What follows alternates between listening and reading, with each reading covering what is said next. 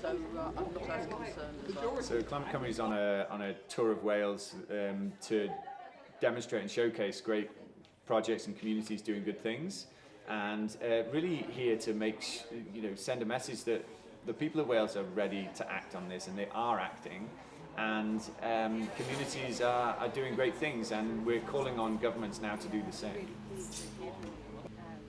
Part of the reason we come to amazing projects like this is to, and tell their story, is to really so that other communities can see the work that's going on and the amazing potential that, and really trying to undermine this sort of concept that climate action is all about personal sacrifice. Climate action brings communities together, it cleans the air, it brings, there's educational aspects, there's justice aspects, there's all of these sort of holistic things that really bring and empower and strengthen a community, and I could totally see that happening with this project here. This is going to be a total hub, and I'm really excited to see it finished. So many people have asked me. It's all to do with active wood survey as well. So it was kind of like ideas kind of mulling over between us all for a while, and then starting to raise money, and we didn't actually start building until January. So January we started this year. We're at the stage where we're still applying for money for the building.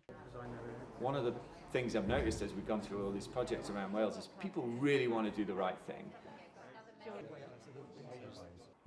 But there's so many hurdles in the way. It shouldn't be this hard to do the right thing.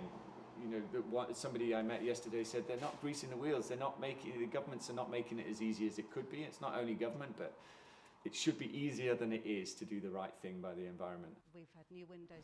You'll be able to click through and sort of see what the energy is being generated, how much we're consuming, how much is going to the grid, that sort of thing. So that will all be kind of useful in our sort of education sessions, and just generally for people to come and sort of see what, how much do solar panels actually generate, and how does ground source heat pump work. The ground source heat pump kind of equipment will be in the shelter, and just sort of one small part of the shelter, so people will be able to see that as well.